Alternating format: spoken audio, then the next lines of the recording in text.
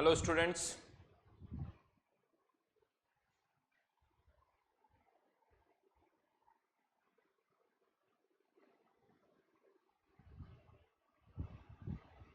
Hello students, तो last class के अंदर हम फर्स्ट ऑर्डर काइनेटिक्स डिस्कस कर रहे थे और फर्स्ट ऑर्डर काइनेटिक्स के अंदर जो मेनली हमारा डिस्कशन था वो about experimental determination of rate constant for first order reaction. First order reactions के रेट कांस्टेंट हम कैसे फाइंड आउट कर सकते हैं, पर्टिकुलरली फर्स्ट ऑर्डर के अंदर सिंस जो फॉर्मूला होता है वो k equals to 1/t ln 1/a0/at होता है, तो यहां पर हम इंस्टेड ऑफ कंसंट्रेशन और बहुत सारी इंफॉर्मेशन डायरेक्टली पुट कर सकते हैं। जैसा लास्ट क्लास में हमने देखा था कि इंस्टेड ऑफ कंसंट्रेशन हम प्रेशर पुट कर सकते हैं, इंस्टेड ऑफ कंसंट्रेशन हम डायरेक्ट टाइट्रेशन रीडिंग्स भी पुट कर सकते हैं। इनफैक्ट लास्ट क्लास में हमने इसके कुछ एग्जांपल्स भी देखे थे। डीकंपोजिशन ऑफ H2O2 वाला एक एग्जांपल हमने लिया था, देन हाइड्रोलिसिस ऑफ एस्टर का एक और एग्जांपल हमने लिया था। यहां पर मैं फिर से वापस एक बार आपको acid catalysed hydrolysis of ester जो लास्ट क्लास में हम ले चुके हैं वो वापस से एक्सप्लेन कर रहा हूं। Acid catalysed hydrolysis of ester reaction जो थी एस्टर की वाटर के साथ रिएक्शन हो रही थी, hydrolysis in presence of H+ ion, product is acetic acid plus ethanol.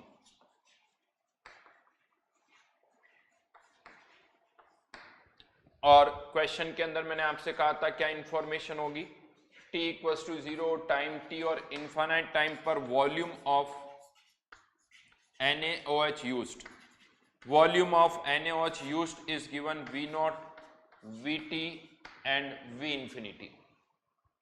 ये इंफॉर्मेशन हमें गिवन थी और हमें बताना था कि रेट कांस्टेंट क्या होगा, और जिसके लिए हमने कहा था 1/t ln एस्टर की इनिशियल कॉन्सेंट्रेशन फर्स्ट ऑर्डर को ये फॉलो कर रहा था और एस्टर की टाइम t पर कॉन्सेंट्रेशन जिसको हमने और क्या लिख दिया था 1/ln A/a-x, जहां पर a एस्टर की इनिशियल कॉन्सेंट्रेशन है और टाइम t पर इसमें से कितना रिएक्ट कर गया x, तो इसका भी x बनेगा, इसका भी x बनेगा। अब यहां पर कुछ पॉइंट्स मैंने बताए थे, फिर से हम उसको रिवाइज करें। फर्स्ट थिंग ये NaOH किसके साथ रिएक्ट करेगा, तो यहां पर हम सैंपल निकाल रहे हैं, t इक्वल्स टू 0 पर सैंपल निकाला, उसको किसके साथ टाइट्रेट किया NaOH के साथ, फिर टाइम t पर यहां से फिर से एक सैंपल निकाला, उसको टाइट्रेट किया, और इनफाइनाइट टाइम पर भी यानी अच्छे खासे टाइम के बाद फिर से हमने एक और सैंपल निकाला और उसको भी टाइट्रेट कर दिया। तो ये वॉल्यूम जो NaOH का यूज हुआ है V0, Vt and V infinity। अब यहां पर क्वेश्चन आता है ये NaOH किसके साथ रिएक्ट कर रहा है, तो बेस है तो किसके साथ रिएक्ट करेगा, एसिड के साथ। तो जो सैंपल आप निकाल रहे हो उसमें ये दो एसिड हो सकते हैं H+ यानी HCl या H2SO4 जो भी आपने डाला होगा, मैं H+ लिख रहा हूं यहां पर, और दूसरा एसिटिक एसिड, ये दोनों एसिड हो सकते हैं। तो NaOH इन दोनों के साथ रिएक्ट करेगा, बट t इक्वल्स टू 0 पर तो सैंपल जो आप निकालोगे उसमें एसिटिक एसिड तो नहीं होगा, t इक्वल्स टू 0 पर तो ये बना ही नहीं है, t इक्वल्स टू 0 पर तो केवल क्या होगा H+ आयन। तो t इक्वल्स टू 0 पर जो आप NaOH यूज कर रहे हो, जो NaOH कंज्यूम हो रहा है वो केवल किसके साथ रिएक्ट कर रहा है, इस H+ के साथ ही रिएक्ट कर रहा है।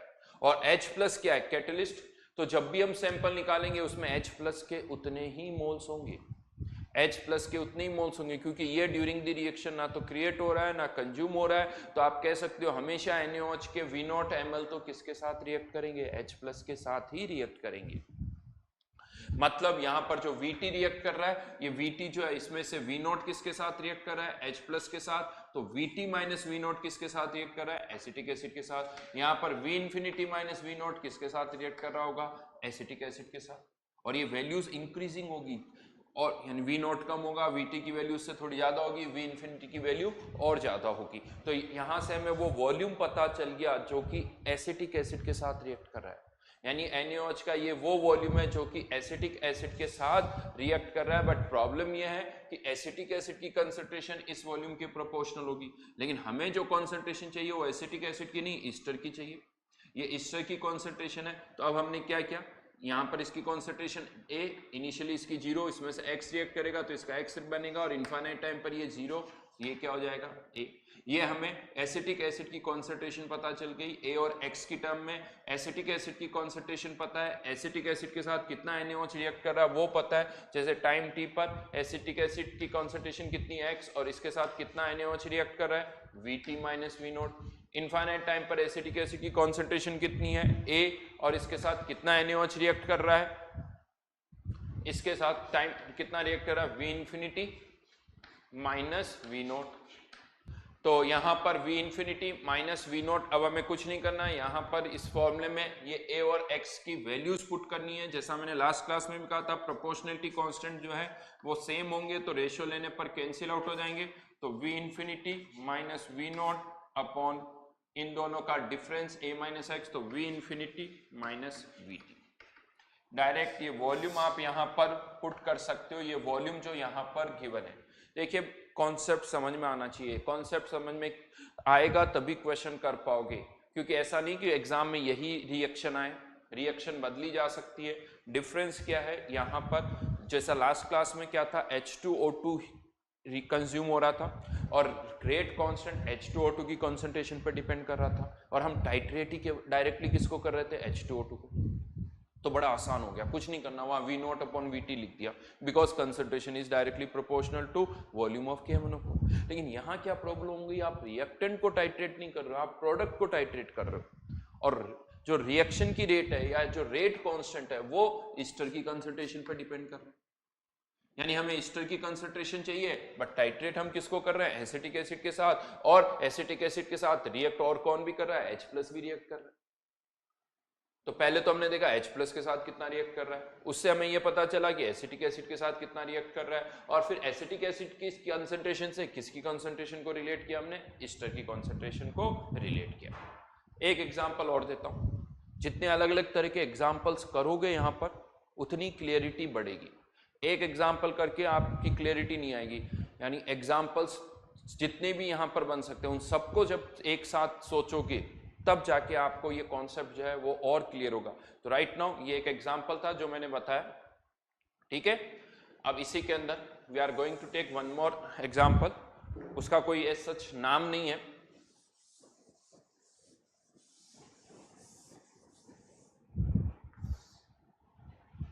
थर्ड एग्जाम्पल मैं ले रहा हूं, डायरेक्ट रिएक्शन लिख रहा हूं यहां पर।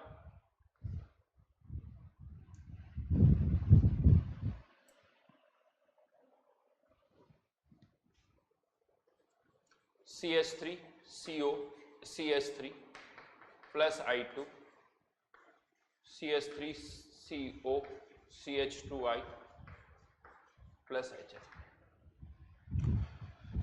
ये एसीटोन है, बेसिकली आयोडीन के साथ रिएक्शन हो रही है, ये प्रोडक्ट बन रहा है, और यहां पर हमें इंफॉर्मेशन क्या गिवन है, क्या क्या इंफॉर्मेशन गिवन है वो मैं बता रहा हूं। T=0 टाइम T और इनफाइनाइट टाइम पर volume of hypo used, volume of hypo used, hypo का फॉर्मूला पता है, यस Na2H2O3 होता है। ये किसके साथ रिएक्ट करता है, हाइपो आयोडीन के साथ रिएक्ट करता है। ये जो हाइपो होता है वो आयोडीन के साथ रिएक्ट करता है। Redox reactions, equivalent concept and redox reactions, उसमें ये रिएक्शन बहुत ही कॉमन है, आयोडीन की हाइपो के साथ रिएक्शन। तो यहाँ पर हम यहाँ जो सैंपल निकाल रहे हैं उसको किसके साथ रिएक्ट करवा रहे हैं, हाइपो के साथ, Na2H2O3 सोडियम थायोसल्फेट के साथ रिएक्शन करवा रहे हैं। अगेन यहाँ पर गिवन है कि ये एक फर्स्ट ऑर्डर रिएक्शन है, मतलब यहाँ पर रिएक्शन की जो रेट है, इसको मैं हटा रहा हूं अब यहां से, ये फर्स्ट ऑर्डर काइनेटिक्स को फॉलो कर रही है।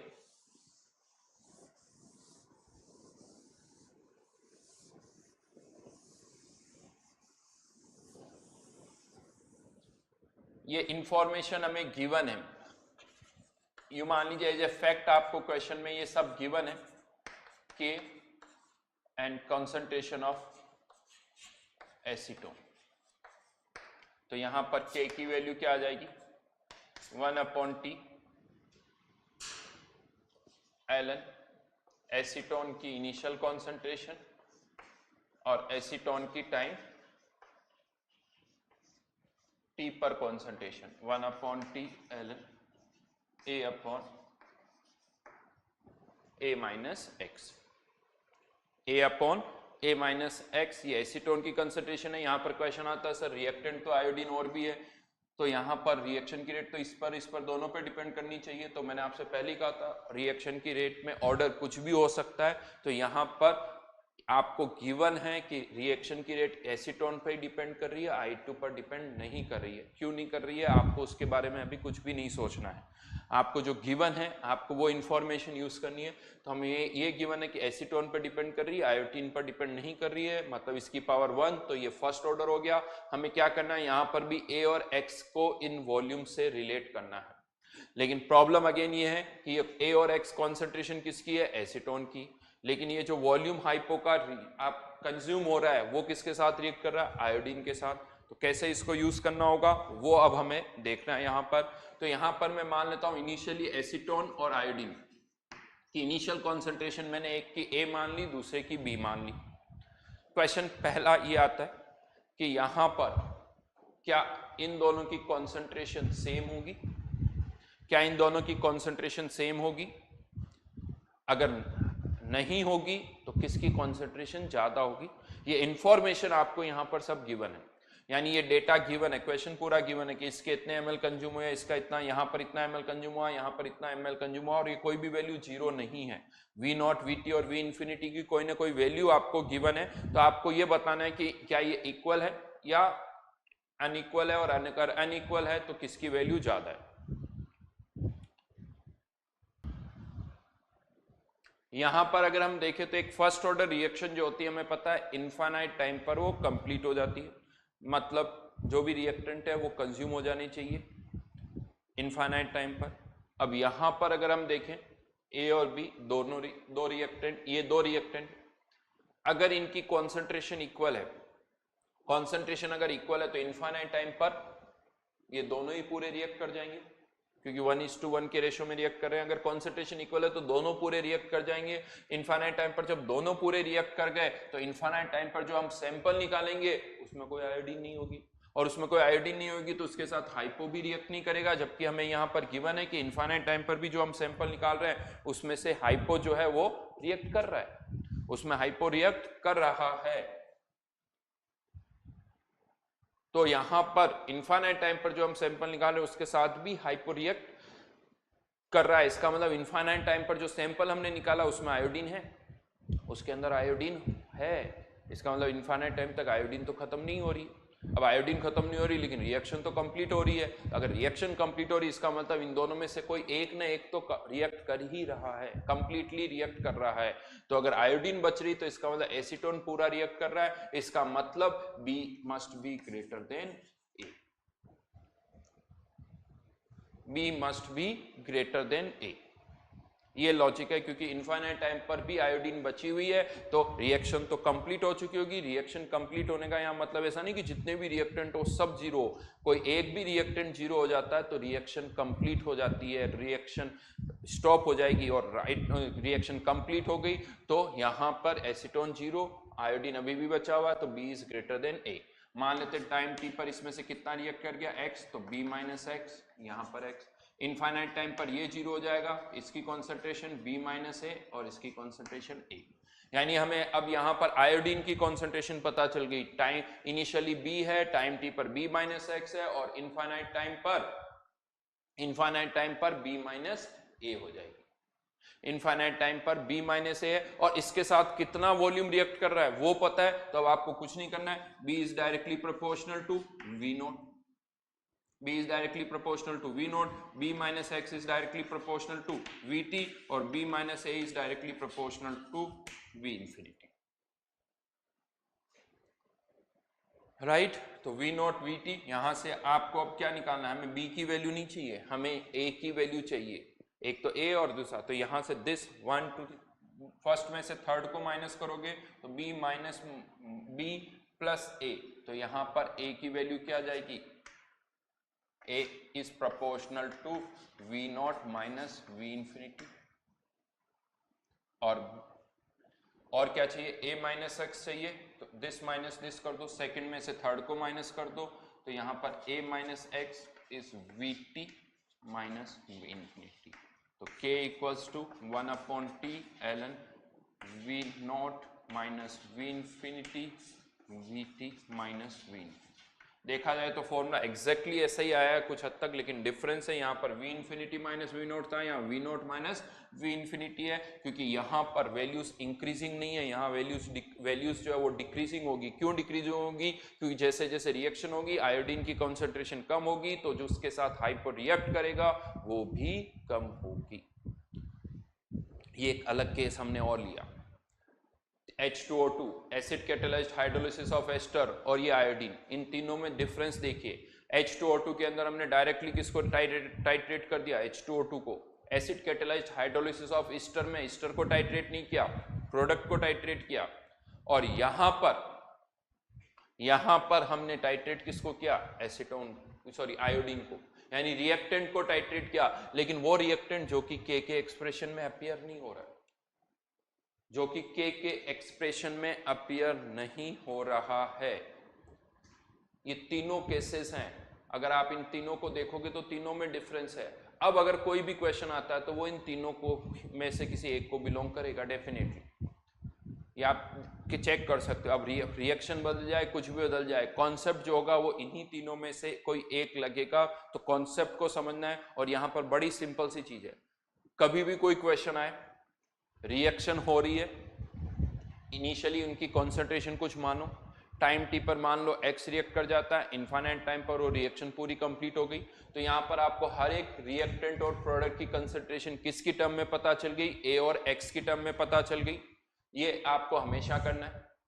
उसके बाद अब आपको देखना है कि क्वेश्चन के अंदर क्या यूज हो रहा है, हाइपो यूज हो रहा है, NaOH यूज हो रहा है, या KMnO4 यूज हो रहा है। और फिर आपको ये देखना है कि ये जो भी हाइपो, KMnO4, NaOH यूज हो रहा है, ये किसके साथ रिएक्ट कर रहा है। जिसके साथ रिएक्ट कर रहा है उसकी कॉन्सेंट्रेशन को वॉल्यूम से रिलेट कर दो, उसकी कॉन्सेंट्रेशन को वॉल्यूम से रिलेट कर दो। यहां से ए और एक्स की वैल्यू आ जाएगी और उसको के एक्सप्रेशन में पुट कर दो, हमारा आंसर यहां से आ जाएगा। ये स्टैंडर्ड प्रोसीजर है जो मैं आपको बता रहा हूं, ये स्टैंडर्ड स्टेप्स है। सबसे पहले ये काम करो, ए बी, जैसे हर जगह मैंने यहाँ लिखा, इसकी कंसंट्रेशन ए, इसकी बी, एक्स रिएक्ट कर गया इनफाइनाइट टाइम पर। यहां से क्या हुआ कि आयोडीन की T = 0 पर, टाइम टी पर और इनफाइनाइट टाइम पर कंसंट्रेशन पता चल गई। चाहो तो आप कह सकते हो इसकी भी कंसंट्रेशन पता चल गई। अब हमने देखा हाइपो किसके साथ रिएक्ट कर रहा है? आयोडीन के साथ रिएक्ट कर रहा है, तो हाइपो की कंसंट्रेशन को किससे रिलेट कर दिया? आयोडीन के वॉल्यूम से, आयोडीन की कंसंट्रेशन को हाइपो के वॉल्यूम से रिलेट कर दिया। नहीं दे सकता, ठीक है। इसी में अब मैं आगे बढ़ रहा हूं, एक एग्जांपल और ले रहे हैं। इसका भी अगेन कोई नाम नहीं है, बट लेट्स से ये कोई रिएक्शन हो रही है, A converting into B + C, और इसके लिए भी हमें कहा जा रहा है कि ये एक फर्स्ट ऑर्डर रिएक्शन है, T = 0 और टाइम T पर volume of reagent used V0 VT, volume of reagent used V0 और VT, और एक लाइन यहां पर लिखी हुई है, reagent reacts with all A, B and C। यहां पर क्या कहा जा रहा है कि ये कोई फर्स्ट ऑर्डर रिएक्शन है। अगर ये फर्स्ट ऑर्डर रिएक्शन है तो फिर से हम ये कह सकते हैं K = 1/T, A की इनिशियल कॉन्सेंट्रेशन और टाइम T की कॉन्सेंट्रेशन, और यहाँ पर ये 1/T ln A/A-X, यानी हमें A और A-X फाइंड आउट करना है, ठीक है। लेकिन ये जो रिएजेंट है, रिएजेंट क्या है वो नहीं गिवन है, बट ये गिवन है कि ये रिएजेंट A के साथ, B के साथ और C के साथ, तीनों के साथ रिएक्ट कर रहा है। मतलब जब आप सैंपल निकालोगे, अगर उस सैंपल में A है, B है, C है, तो ये रिएजेंट तीनों के साथ रिएक्ट करेगा। जैसे इससे पहले acid catalysed hydrolysis of ester का एग्जांपल लिया था, उसके अंदर जब हम सैंपल निकाल रहे थे तो NaOH H+ के साथ भी रिएक्ट कर रहा था और एसिटिक एसिड के साथ भी रिएक्ट कर रहा था। हाँ, लेकिन यहाँ पर जो रिएजेंट है वो रिएक्टेंट के साथ भी रिएक्ट कर रहा है, प्रोडक्ट के साथ भी रिएक्ट कर रहा है। अभी तक क्या था, जो मैं जितने भी एग्जाम्पल मैंने लिए, या तो रिएजेंट रिएक्टेंट के साथ रिएक्ट कर रहा था या प्रोडक्ट के साथ रिएक्ट कर रहा था, लेकिन ये एक ऐसा एग्जाम्पल है जहां पर रिएजेंट जो है वो रिएक्टेंट और प्रोडक्ट दोनों के साथ रिएक्ट कर रहा है, दोनों के साथ रिएक्ट कर रहा है। अब यहां पर क्या करना है वो हमें देखना होगा, इसको अब हमें कैसे हैंडल करना है वो यहां पर देखना होगा। तो फिर से मैंने जो आपसे कहा था ये स्टेप्स तो आप यहां पर लिख दो। इनिशियली इसकी कंसंट्रेशन A 0 0, टाइम t पर इसमें से x रिएक्ट कर गया तो इसका x, इनफाइनाइट टाइम पर ये 0, इसकी कंसंट्रेशन A और इसकी कंसंट्रेशन भी A है। अब यहां पर बहुतों को क्या लगता है, बड़ा सिंपल सा, तो अच्छा तीनों रिएक्ट कर रहे हैं तो ऐसा लगता है तीनों की कॉन्सेंट्रेशन को ऐड कर दो और तीनों की कॉन्सेंट्रेशन को ऐड करके वॉल्यूम के प्रोपोर्शनल कर दो। तो इनिशियली तो ए ही है तो A directly proportional to V naught और टाइम टी पर इन तीनों का सम कर दो a minus x plus x, यानी यहां पर ये थॉट आता है कि a is proportional to V naught और दूसरा a minus x plus x is directly proportional to V T. ये गलत है। क्यों गलत है, क्यों गलत है, अब वो मैं आपको बताता हूं। क्योंकि ये जो इक्वेशंस हम बनाते हैं, रिकॉल करो मैंने आपसे क्या कहा था, KMnO4 और H2O2 की जब रिएक्शन हो रही थी तो KMnO4 के जितने इक्विवेलेंट्स होंगे उतने ही इक्विवेलेंट्स किसके होंगे, H2O2 के।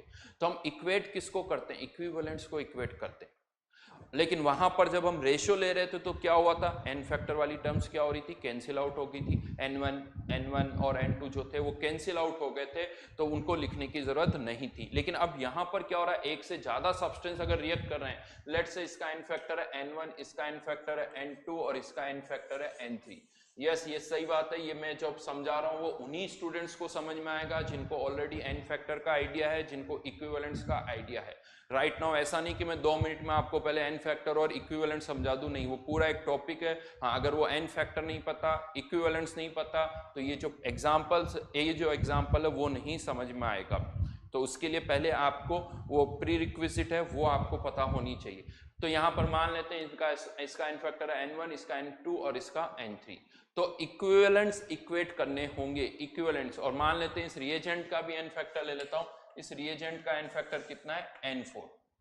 तो इनिशियली अब क्या हो रहा है, A की कॉन्सेंट्रेशन कितनी है, A, ये कह सकते हो कॉन्सेंट्रेशन यानी वॉल्यूम वाली टर्म कैंसिल आउट हो जाएगी तो मोल्स आ जाएंगे, लेकिन मोल्स नहीं, हमें तो क्या चाहिए, इक्विवेलेंट। तो इसको किससे मल्टीप्लाई करना होगा, n फैक्टर से। A into n1 is directly proportional to V into इसका n फैक्टर भी चलो यहां लिख देते हैं n4। यहां पर मोलरिटी वाली टर्म आएगी लेकिन वो रेशियो लेते वक्त कम कैंसिल आउट हो जाएगी। तो जिनमें चेंज हो रहा है वही टर्म्स मैं यहां पर लिख रहा हूं, जिनमें अभी भी कोई चेंज नहीं हुआ है उनको हम नहीं लिख रहे हैं। जैसे यहां पर हमने 5 ml का सैंपल निकाला था, वो 5 ml मैंने नहीं लिखा हुआ है क्योंकि यहां पर भी फर्स्ट यहां पर भी हम 5 ml सैंपल निकालेंगे, यहां पर भी 5 ml सैंपल निकालेंगे तो अल्टीमेटली वो कैंसिल आउट हो जाएंगे। लेकिन टाइम टी पर अब यहां पर क्या हो रहा है, ये तीनों ही रिएक्ट कर रहे हैं तो इन तीनों के इक्विवेलेंट्स का जो सम होगा, इक्विवेलेंट्स का जो सम होगा वो इसके रिएजेंट के इक्विवेलेंट्स के बराबर होगा। तो टाइम टी पर A के इक्विवेलेंट्स कितने हो जाएंगे, concentration multiplied by n factor, B के equivalents concentration multiplied by n factor, C के equivalents concentration multiplied by n factor is directly proportional to volume multiplied by इसका n फैक्टर। और अब अगर आप यहां पर रेशियो लेते हो तो हाँ ये n4 तो कैंसिल आउट हो जाएगा, लेकिन ये n1 n2 n3 ये कैंसिल आउट नहीं होने वाले हैं। तो यहां पर आप ऐसा नहीं कि इस n1 n2 n3 को यहां से हटा दो और a minus x plus x कर दो, नहीं, ये n1 n2 पर n3 पर डिपेंड करेगा। अगर n2 की वैल्यू 2 है तो यहां पर ये a प्लस एक्स नहीं आएगा, ये वैल्यू कुछ और आएगी। तो अब अगर मुझे इसको फर्दर सॉल्व करना है तो यहां पर n फैक्टर इनके पता होने चाहिए, यहां पर n1 पता होना चाहिए तो a की वैल्यू पता चल जाएगी, यहां से a पता चल गया तो x यहां से आप निकाल सकते हो और a और x पता चल गया तो इस फॉर्मूले में आपको पुट करना होगा। यानी इसके लिए आपको n फैक्टर पता होने चाहिए। देखिए अच्छा क्वेश्चन है ये, आप कह सकते हो एक अच्छा लेवल जेईई एडवांस में भी अगर मैं बात करूं तो एक अच्छा क्वेश्चन है जिसमें आपको थोड़ा अलग सोचना पड़ता है। इस तरह के क्वेश्चन जेईई में डायरेक्टली अभी तक नहीं आया, बट ऑब्वियसली बात है जेईई की अगर हम बात करें तो वहां पर हमेशा कुछ ऐसे क्वेश्चंस हमें देखने को मिलते हैं जो पहले कभी भी नहीं आए हुए हैं। तो ये मैं कह सकता हूँ ये फ्यूचरिस्टिक थॉट है कि हाँ हो सकता है जेईई में आगे चल के, और ये गारंटीड है कभी ना कभी तो जेईई में ये क्वेश्चन इस तरह का आएगा। वो 2 साल बाद आए, 5 साल बाद आए, वो कभी भी आ सकता है, क्योंकि ऐसा बहुत हुआ है। हमने 10-10 सालों तक क्वेश्चंस क्लास के अंदर करवाए और वो जेईई में नहीं आए, बट एक टाइम ऐसा आया आफ्टर 10 ईयर्स की वो ही क्वेश्चन एग्जैक्टली जेईई के अंदर पूछे गए हैं। तो ये लंबा टाइम फ्रेम है, हमें प्रैक्टिस हमें माइंड में रखना होगा। तो एक और एग्जांपल यहाँ पर ऐड किया, और इसमें डिफरेंस क्या है, आप रिएक्टेंट और प्रोडक्ट दोनों को एक साथ टाइट्रेट करो। हाँ, यहाँ पर भी अगर इन सबके एन फैक्टर सेम हुए तो आप ऐड कर सकते हो, फिर इसको एन फैक्टर को कॉमन लेके फिर रेशियो लेंगे तो वो कैंसिल आउट हो जाएगा। जैसे H+ और एसिटिक एसिड के केस में भी 2 सब्सटेंस रिएक्ट कर रहे थे, लेकिन दोनों का एन फैक्टर 1 था, तो वहां पर डायरेक्ट कॉन्सेंट्रेशन जो है वो ऐड कर सकते हो। लेकिन अगर एन फैक्टर अलग अलग है तो हम इन कॉन्सेंट्रेशन को ऐड, यहाँ पर कॉन्सेंट्रेशन से मेरा मतलब, अगर आपको लग रहा हो कॉन्सेंट्रेशन यानी ऐड, तो हम यहाँ पर भी मिली इक्विवेलेंट्स को ही कर रहे हैं, लेकिन ये दिख रही है आपको कंसंट्रेशन, क्योंकि यहाँ पर वॉल्यूम वाली जो टर्म है 5 ml वाली, वो टर्म क्या हो गई, कैंसिल आउट हो गई है। ठीक है, मल्टीप्लाई कर रहे हैं।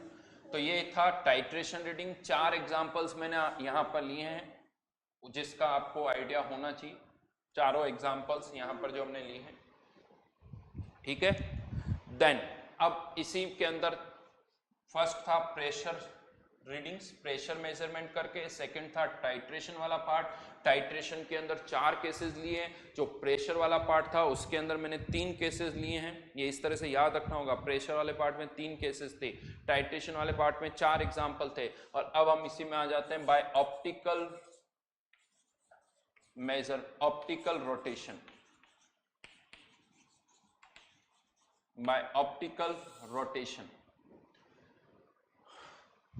आप सबको पता है कि ऑर्गेनिक कंपाउंड्स जो होते हैं उनमें से कुछ ऑप्टिकली एक्टिव होते हैं और कुछ इनएक्टिव होते हैं। जो ऑप्टिकली एक्टिव होते हैं वो लाइट को, किसी प्लेन पोलराइज्ड लाइट को किसी एंगल से रोटेट कर देते हैं, डेविएट कर देते हैं, ये कह सकते हो। तो जो एंगल ऑफ रोटेशन होता है, एंगल ऑफ रोटेशन जो होता है वो यहाँ पर हम कहते हैं वो कॉन्सेंट्रेशन के डायरेक्टली प्रोपोर्शनल होता है, यानी जो सब्सटेंस है उसकी कॉन्सेंट्रेशन के। और लेंथ, लेंथ मतलब लाइट जिस सॉल्यूशन के थ्रू पास हो रही है उस सॉल्यूशन की लेंथ।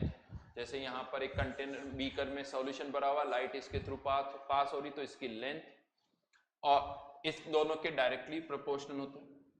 और यहाँ पर एक प्रोपोर्शनलिटी कांस्टेंट हम इंट्रोड्यूस कर सकते हैं, जिसे मैं यहाँ पर इस तरह से R नोट से लिख रहा हूँ, और इसको बोला जाता है specific rotation. This is known as specific rotation. और यहाँ पर मैं बता दूं स्पेसिफिक रोटेशन की वैल्यू पॉजिटिव भी हो सकती है, नेगेटिव भी हो सकती है। पॉजिटिव है तो आप इसे क्या बोलते हो, डेक्स्ट्रो, नेगेटिव है तो इसे क्या बोलते हो, लियो। तो स्पेसिफिक रोटेशन किसी का, यानी कोई राइट हैंड साइड में रोटेट करता है, कोई लेफ्ट हैंड साइड में, तो डेक्स्ट्रो और लियो, इस ये टर्मिनोलॉजी यहाँ पर यूज होती है। लेकिन यहाँ पर हमारे केस में ये जो लेंथ है वो हमेशा सेम रहेगी। तो फिर से जब हम रेशियो लेंगे तो ये लेंथ जो है वो कैंसिल आउट हो जाएगी। तो यहाँ पर आगे चल के अब मैं इस लेंथ को एक्सप्रेशन में नहीं लिखूंगा, क्योंकि अल्टीमेटली तो ये कैंसिल आउट हो रही है। तो जो रोटेशन है वो एक तो स्पेसिफिक रोटेशन के डायरेक्टली प्रोपोर्शनल होगा और दूसरा कॉन्सेंट्रेशन के डायरेक्टली प्रोपोर्शनल होगा। नाउ एक बहुत ही स्टैंडर्ड रिएक्शन है, inversion of cane sugar. Inversion of cane sugar क्या है ये रिएक्शन, तो केन शुगर यानी sucrose C12H22O11 plus H2O hydrolysis, और इससे 2 प्रोडक्ट बनते हैं C6H12O6 प्लस C6H12O6। ऐसा लगता है सर 2 नहीं, ये तो एक ही प्रोडक्ट है, नहीं ये 2 प्रोडक्ट है। ये ग्लूकोज है, दोनों का स्ट्रक्चर अलग अलग है, और ये फ्रक्टोज है, दोनों का ओवरऑल फॉर्मूला सेम है लेकिन दोनों का स्ट्रक्चर अलग अलग है। एक ग्लूकोज, दूसरा फ्रक्टोज, और ये क्या है, सुक्रोज। इवन मैं आपको बताऊं, अब इस केमिकल रिएक्शन को कौन बार बार इतने बड़े बड़े मॉलिक्यूल लिखे, इस तरह से भी लिख दिया जाता है, sucrose converting into glucose plus fructose. Water को नहीं लिखा हुआ नहीं है, लेकिन ये अंडरस्टूड है कि वाटर भी इस रिएक्शन में रिएक्ट कर रहा है। तो ये सिंपल वे है लिखने का। यूँ कह दो कि हम सब इतने स्मार्ट है, मैच्योर है कि हमें पता चल रहा है कि हाँ यहाँ पर वाटर है, लेकिन हमने उसको नहीं लिखा है, ये आप कह सकते हो। अदरवाइज एग्जैक्ट रिएक्शन तो ये सुक्रोज, ग्लूकोज और फ्रक्टोज। राइट। यहाँ पर मैं बता दूं सुक्रोज का जो स्पेसिफिक रोटेशन होता है वो प्लस होता है, ग्लूकोज का भी प्लस होता है, लेकिन फ्रक्टोज जो होता है उसका अपोजिट होता है। तो ये प्लस और ये हम क्या करें माइनस होगा, राइट। तो ये जस्ट इनके स्पेसिफिक रोटेशन में भी मैं आपको बता दूं, स्पेशली ग्लूकोज और फ्रक्टोज की मैं बात करूं तो फ्रक्टोज का जो स्पेसिफिक रोटेशन का मैग्नीट्यूड होता है वो ग्लूकोज के स्पेसिफिक रोटेशन से ज्यादा होता है। ये जनरल इंफॉर्मेशन है, डायरेक्ट इस क्वेश्चन में उसका कोई यूज नहीं है, बट एक जनरल इंफॉर्मेशन मैंने आपको दी कि हाँ इसका रोटेशन नेगेटिव होता है, इसका पॉजिटिव होता है, और मैग्नीट्यूड जो है वो फ्रक्टोज का ज्यादा होता है। अब ये तीनों ही ऑप्टिकली एक्टिव कंपाउंड है। इस रिएक्शन के अंदर सुक्रोज, ग्लूकोज और fructose all three are optically active. हाँ, और ये भी एक फर्स्ट ऑर्डर रिएक्शन है, ये अगेन गिवन है, ये फर्स्ट ऑर्डर रिएक्शन है जिसकी रेट सुक्रोज की कंसंट्रेशन पर डिपेंड करती है। तो सुक्रोज की इनिशियल कॉन्सेंट्रेशन अपॉन सुक्रोज की टाइम टी पर कॉन्सेंट्रेशन।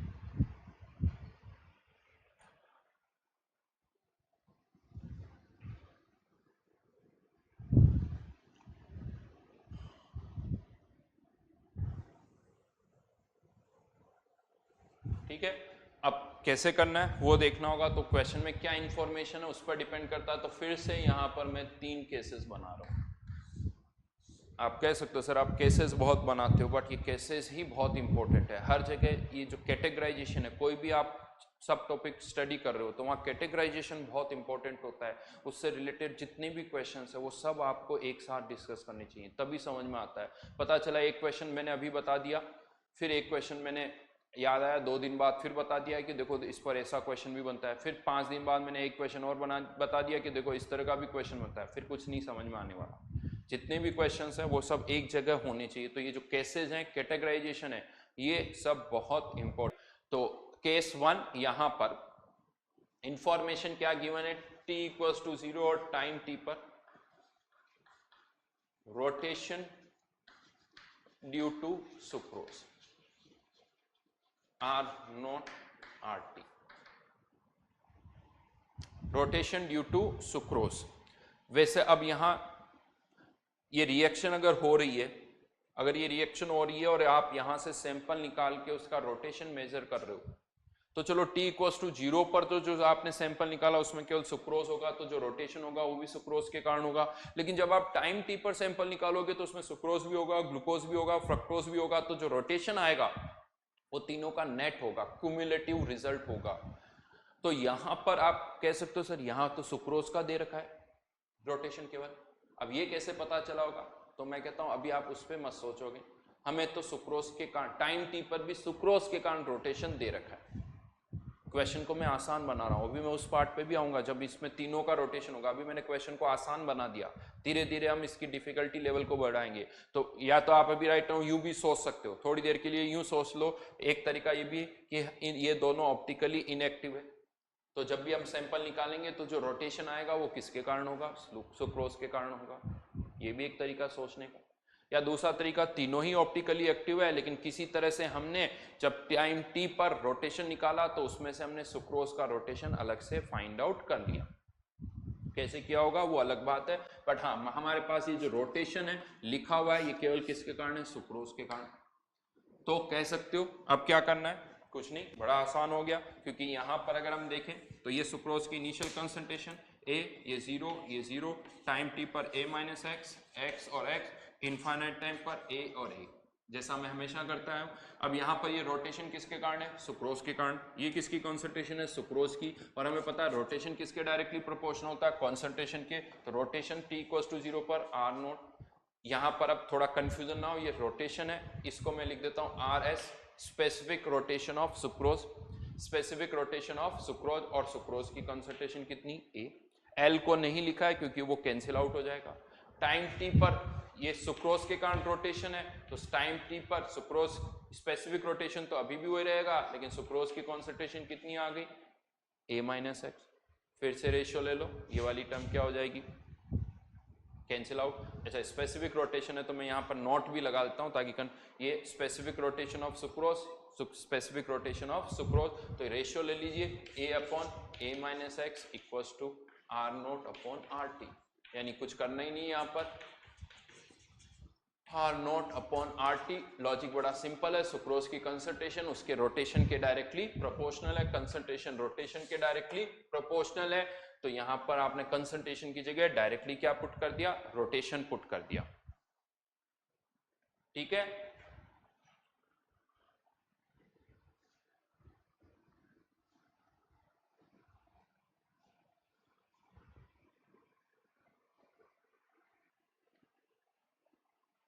ठीक है, तो ये तो बड़ा आसान हो गया। क्यों? क्योंकि जिसकी कॉन्सेंट्रेशन चाहिए उसी के कारण रोटेशन दे रखा है, तो ये हमारे लिए बहुत आसान हो गया। Then case to,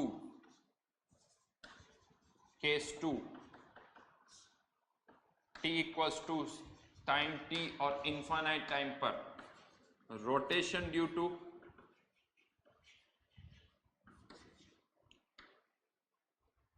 glucose plus fructose. यानी अब की बार आपको जो रोटेशन यहां पर दे रखा है वो सुक्रोज के कारण नहीं दे रखा है, वो ग्लूकोज और फ्रक्टोज के कारण दे रखा है। अब क्या करें, हमें तो कॉन्सेंट्रेशन किसकी चाहिए, सुक्रोज की। रोटेशन किसके कारण दे रखा है, ग्लूकोज और फ्रक्टोज। तो फिर से वही, इसकी ए कंसेंट्रेशन है, ये 0 0 ए माइनस एक्स, एक्स और इनफाइनाइट टाइम पर ए और ए। तो हमें ए और एक्स की वैल्यू फाइंड आउट करनी है, हमें ए और एक्स की वैल्यू फाइंड आउट करनी है। ये ग्लूकोज और फ्रक्टोज की कंसेंट्रेशन है ए और एक्स की टर्म में, और ये उनके कारण रोटेशन है। तो फिर से इक्वेशन बना लो। अब यहां पर टाइम टी पर ग्लूकोज की कंसेंट्रेशन एक्स और फ्रक्टोज की भी एक्स, तो टाइम टी पर रोटेशन कितना, आर टी। ग्लूकोज के कारण स्पेसिफिक रोटेशन को क्या ले लेते हैं, R G note into glucose की कंसेंट्रेशन एक्स।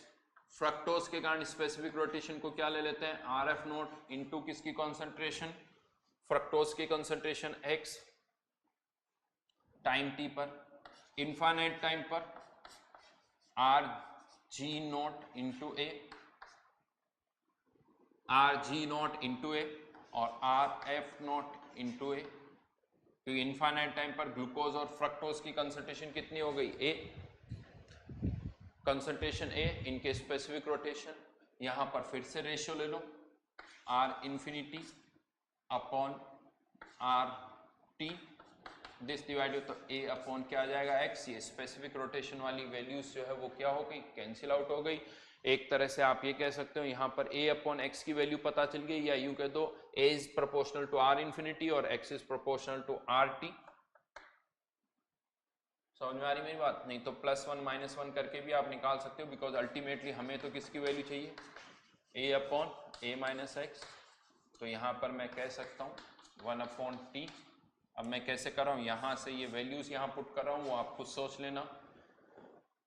चाहो तो यहां पर x को कॉमन लेके भी कर लेना, x को कॉमन लोगे तो यहां पर भी a अपॉन एक्स आ जाएगा, और यहाँ पर भी a अपॉन एक्स, और a अपॉन एक्स की वैल्यू आप r infinity upon R T put कर सकते हो। तो यहाँ पर अल्टीमेटली आंसर आएगा r infinity minus are t. लेकिन ये कब है, जब रोटेशन किसके कारण दे रखा हो, ग्लूकोज प्लस फ्रक्टोज। यहाँ पे भी वही डाउट आएगा, सर केवल ग्लूकोज और फ्रक्टोज का रोटेशन कैसे आएगा, वहां पर सुक्रोज है तो सुक्रोज का भी कंट्रीब्यूशन होगा, तो होगा डेफिनेटली।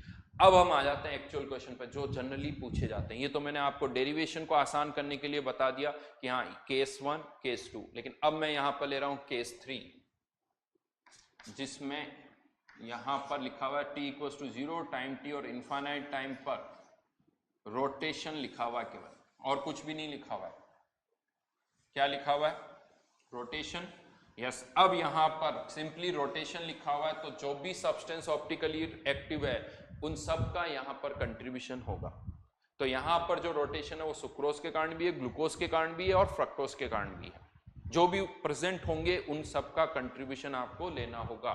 तो एक्चुअल में जो क्वेश्चन आएंगे वो तो इसी तरह से आएगा, R naught, R t, R infinity. अब हमें फिर से रेट कांस्टेंट फाइंड आउट करना है, किसकी टर्म्स में, आर नोट, आर टी और आर इंफिनिटी की टर्म्स में हमें रेट कांस्टेंट फाइंड आउट करना है। देखिए इस डेरिवेशन के अंदर मैंने यहां पर भी R G note, R F note use किया है, लेकिन अल्टीमेटली ये क्या हो गया, कैंसिल आउट। फाइनल एक्सप्रेशन में R F note, R G note नहीं आए, क्योंकि ये हमें क्वेश्चन में गिवन भी नहीं है, इनकी वैल्यू नहीं गिवन है। यानी आपको जो आंसर फाइंड आउट करना है वो तो आर नॉट आर टी और आर इन्फिनिटी की टर्म में ही फाइंड आउट करना है, वो इनकी टर्म्स में आपने फाइंड आउट करना है, ठीक है। तो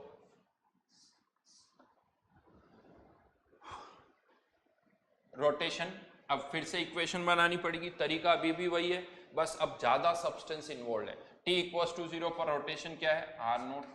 t इक्वल्स टू 0 पर हमारे अकॉर्डिंग रोटेशन केवल किसके कारण होना चाहिए, सुक्रोज के कारण, क्योंकि ग्लूकोज और फ्रक्टोज तो है ही नहीं, तो R S not specific rotation और t इक्वल्स टू 0 पर सुक्रोज की कंसंट्रेशन, ये हमारी होगी इक्वेशन नंबर 1। पहले मैं इनफाइनाइट टाइम की इक्वेशन बना रहा हूं यहां पर, तो इनफाइनाइट टाइम पर रोटेशन कितना दे रखा है, आर इन्फिनिटी, और इनफाइनाइट टाइम पर कंटेनर में क्या सुक्रोज होगा, सुक्रोज तो नहीं होगा, तो क्या होगा, ग्लूकोज होगा, ग्लूकोज के कारण रोटेशन, इनफाइनाइट टाइम पर ग्लूकोज की कंसंट्रेशन ए और इनफाइनाइट टाइम पर फ्रक्टोज की कंसंट्रेशन भी ए, ये हमारी क्या हो गई इक्वेशन नंबर 2। और टाइम टी पर हाँ यहां पर तीनों ही होंगे, सुक्रोज भी होगा, ग्लूकोज भी होगा, फ्रक्टोज भी होगा, तो R S not time T पर सुक्रोज की कॉन्सेंट्रेशन ए माइनस एक्स, ग्लूकोज की कॉन्सेंट्रेशन एक्स और फ्रक्टोज की कॉन्सेंट्रेशन भी एक्स, इन सबको उनके स्पेसिफिक रोटेशन से मल्टीप्लाई कर दिया, कुछ नहीं किया मैंने।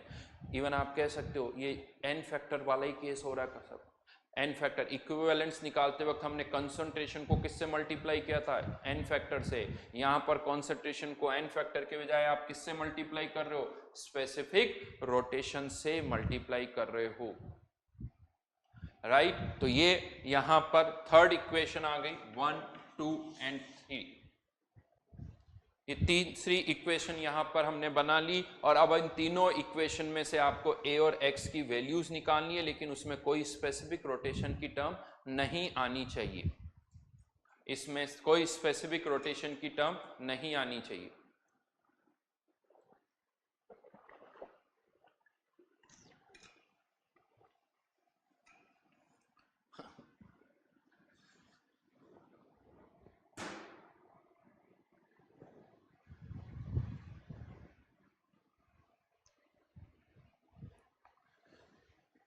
था ये पार्ट, हमें इसको सिंप्लीफाई करना है, इसको भी आसान तरीका है। सबसे पहले मैं यहाँ पर 2 में से 1 को माइनस कर रहा हूँ, इक्वेशन 2 माइनस इक्वेशन 1, 2 में से 1 को माइनस किया तो R infinity minus R naught, यहाँ से ए कॉमन आ जाएगा तो minus R G naught, this minus sorry R S naught, this minus this, तो आर एस नॉट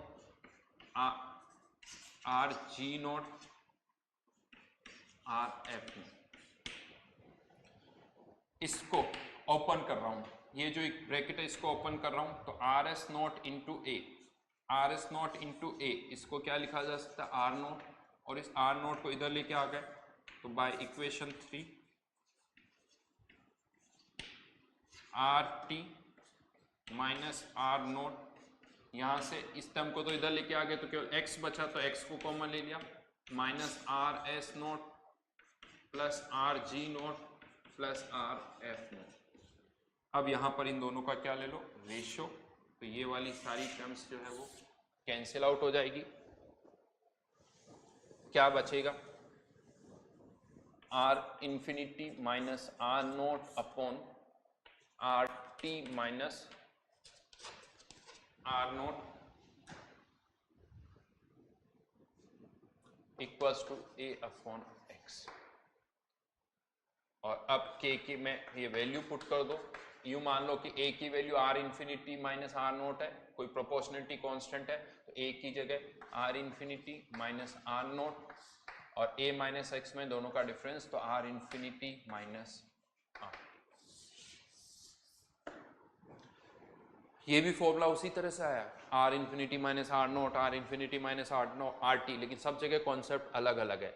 अब मैं यहाँ पर बता दूं आपको, हमेशा जब ये क्वेश्चन आएगा तो यहाँ पर ये जो डेटा आपको दे रखा ना, इनमें से कुछ रोटेशन, यानी लेट से ये 30, ये 10, ये -10, तो यहाँ पर अगर स्टार्टिंग में रोटेशन प्लस है तो फाइनली माइनस होगा, यहाँ माइनस है तो यहाँ फाइनली प्लस होगा। क्यों ऐसा होगा वो मैं बता देता हूँ, इसीलिए इस रिएक्शन का नाम क्या रखा हुआ है, inversion of cane sugar. Inversion of cane sugar, क्योंकि मैंने आपको बताया था कि अगर इनिशियली इसके ये पॉजिटिव रोटेशन है तो ये भी पॉजिटिव और ये नेगेटिव, तो इनिशियली अगर रोटेशन पॉजिटिव है एट द एंड क्या होगा, सुक्रोज तो नहीं बचेगा, क्या बचेगा, ग्लूकोज और फ्रक्टोज दोनों की कॉन्सेंट्रेशन तो सेम होगी, लेकिन फ्रक्टोज का स्पेसिफिक रोटेशन का मैग्नीट्यूड ज्यादा होता है, तो ये नेगेटिव रोटेशन डोमिनेट करेगा, तो एट द एंड रोटेशन जो होगा वो नेगेटिव होगा, स्टार्टिंग में पॉजिटिव है, तो इसीलिए इसे बोला जाता है inversion of cane sugar. Inversion हो रहा है, लाइट जो पहले सपोज राइट साइड में थी तो फिर लेफ्ट साइड में रोटेट करेगी, या पहले लेफ्ट साइड में थी तो फिर राइट साइड में रोटेट करेगी। तो हमेशा यहाँ पर अगर ये प्लस है तो ये माइनस होगा, और यहाँ पर वैल्यूज पुट करते हुए विथ साइन पुट करनी है आपको, विथ साइन ही आपको वैल्यूज पुट करनी है, ये याद रखना यहाँ पर पर्टिकुलरली। तो इसीलिए एक अच्छी इंपॉर्टेंट रिएक्शन है जिसे कहा जाता है इन्वर्जन ऑफ केन शुगर। 30 + 10 - 10, अगर ये डेटा आपको यहाँ पर दे रखा है तो मैं आपको बता दूं 1/t कैसे पुट करना है, -10 -30 -10 और यहाँ पर -10। ठीक है, आप सॉल्व कर सकते हो, कोई प्रॉब्लम नहीं। यहाँ पर k निकाला जा सकता है फॉर दिस पर्टिकुलर रिएक्शन। तो यहाँ पर 3 केसेस हमने लिए हैं, 3 केसेस हमने लिए। कट मुझे नहीं पता, कॉन्सेप्ट से ये सब कुछ डिराइव हुआ है, कॉन्सेप्ट क्लियर रखो। उसका पर्पस मेरा ये है कि कोई जरूरी नहीं कि जेई में एग्जैक्टली यही रिएक्शन आए, जेई में रिएक्शन अलग हो सकती है, सुक्रोज की जगह कोई और सब्सटेंस हो सकता है, तो कॉन्सेप्ट जो है वो ये है। तो जेई एडवांस के लिए मैं आपसे कहूँगा कि बहुत ज़्यादा शॉर्ट ट्रिक पर हम नहीं जाएं, बहुत ज़्यादा शॉर्टकट मेथड्स पे ना बात करें, क्योंकि शॉर्टकट मेथड के अंदर एक सबसे बड़ी प्रॉब्लम क्या होती है कि उनके साथ में कुछ कंडीशंस होती है कि हाँ ये शॉर्टकट तभी लगेगा जब ये कंडीशन होगी। अब एग्जाम में क्या होता है हमें वो पता नहीं होता, तो इसीलिए ज़्यादा अच्छा है कि हम प्रोसेस के थ्रू जाएं। बहुत कम जगह पर हमें शॉर्टकट यूज़ करना चाहिए, और इवन आप नोटिस करोगे अभी जितना भी काइनेटिक्स में मैंने आपको बताया हुआ है कहीं पर भी कोई शॉर्टकट या इस तरह से नहीं है। तो मैं बहुत ज़्यादा शॉर्टकट में बिलीव नहीं करता हूँ, कॉन्सेप्ट क्लियर होने चाहिए, कॉन्सेप्ट के अकॉर्डिंग ही हमें चलना चाहिए। आप प्रैक्टिस करोगे तो वही चीज़ें आपके लिए उतनी ही आसान हो जाएगी। कन्फ्यूज़न नहीं क्रिएट होना चाहिए, कन्फ्यूज़न कभी भी क्रिएट नहीं होना चाहिए, है ना। क्योंकि जब भी मैं कोई शॉर्टकट बताऊंगा आपको, पहले मुझे इंश्योर करना होगा कि ये हर जगह लगना चाहिए, मुझे वो सारे केसेस आपको लेने होंगे, बताने पड़ेगी देखो यहाँ ये यूज़ होता है यहाँ नहीं होता, तो यहाँ पर फिर उसकी कोई ज़रूरत नहीं, ये बेसिक सी चीज़ हमने यहाँ पर ली। चलिए, तो इसके आगे फिर हम आगे करेंगे, नेक्स्ट क्लास में इसके आगे वाला पार्ट करेंगे। Thank you very much.